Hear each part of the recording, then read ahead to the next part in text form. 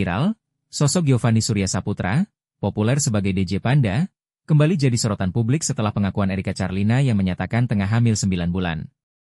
Netizen menyebut DJ Panda sebagai sosok yang mungkin menjadi ayah kandung bayi tersebut, meskipun sang DJ telah membantah keras tudingan itu. Hal ini menuai perhatian dari berbagai kalangan. Salah satunya datang dari advokat sekaligus praktisi hukum, Dr. Togar Situmorang, yang ikut memberikan pendapatnya terkait hal ini. Selengkapnya, simak pernyataan lengkap Dr. Togar Situmorang dalam video berikut ini. Horas, salam, saya advokat Dr. Togar Situmorang.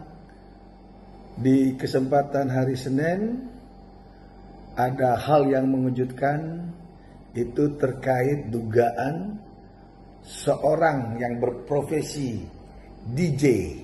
Wow, DJ itu profesi dunia malam, artinya dia itu adalah seorang terkenal di satu tempat klub malam atau diskotik yang memainkan beberapa instrumen sehingga membuat para pengunjung atau para crowd menyukai musik-musik yang dimainkan oleh DJ tersebut.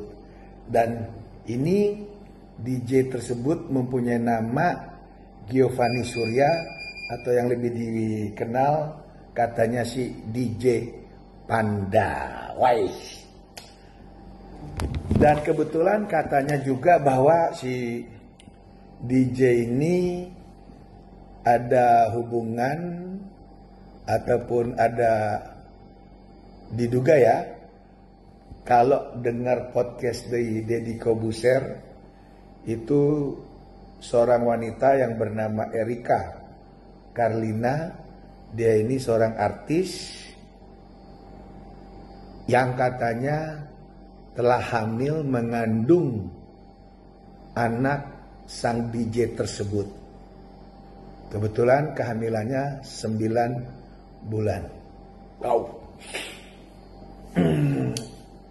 Nah, di sini saya sebagai seorang praktisi hukum itu sangat menyayangkan adanya satu pernyataan ataupun terkait mendiskreditnya seseorang, walaupun sebenarnya itu tidak mengenakan baik kepada orang yang bersangkutan yang diduga melakukan hal tersebut ataupun bagi si perempuan atau sebagai seorang korbannya. Sangat miris karena kita tahu seorang wanita hamil tapi tidak ada yang mau bertanggung jawab. Nah, ini memang ironis karena kenapa kalau seorang laki-laki menghamili wanita dan laki-laki itu tidak mau tanggung jawab, maka tidak ada kewajiban hukum. Laki-laki itu harus mengawini, harus menikahi apabila perempuan hamil. Tapi yang bisa dilakukan oleh pihak perempuan itu ada beberapa, dan memang ini harus masuk ke dalam ranah gugatan keperdataan.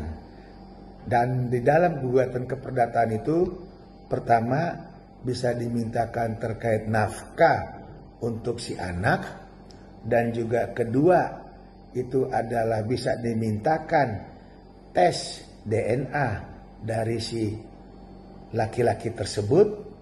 Dan dalam hal ini kalaupun dia melakukan satu gugatan, itu harus mempunyai bukti-bukti lengkap, baik itu kalau memang ada tulisan, ada perjanjian, ada bukti rekaman, ataupun hal-hal yang lain, terutama saksi yang tahu bahwa betul laki-laki inilah yang wajib mempertanggungjawabkan secara keperdataan. Nah, itu bisa ditempuh melalui satu gugatan yang namanya gugatan perdata. Jadi tidak bisa dipaksa seorang laki-laki tersebut karena hamil harus kawin. Itu tidak bisa. Nah, yang lebih penting kalau memang ingin masalah ini segera dicari jalan keluarnya, gunakanlah jasa pengacara agar lebih tepat, lebih tertata, dan lebih pas di dalam satu konstruksi hukumnya. Karena kenapa? Di sini tidak ada pidana, yang ada hanya terkait tanggung jawab, dan tanggung jawab itu hanya bisa dituntut melalui gugatan perdata. Dan nanti gugatan perdata itu mencakup satu, hak anak ini untuk terkait nafkah, terkait pendidikan, dan juga perlindungan, serta juga status daripada status diri dia. Walaupun orang tua dia, artinya ibu atau bapaknya tersebut tidak mau bertanggung jawab. Artinya si laki dan perempuan tidak dalam satu ikatan perkawinan. Nah, ini yang hanya bisa ditempuh oleh sang artis yang bernama Erika Carlina. Kadang-kadang memang keputusan seperti ini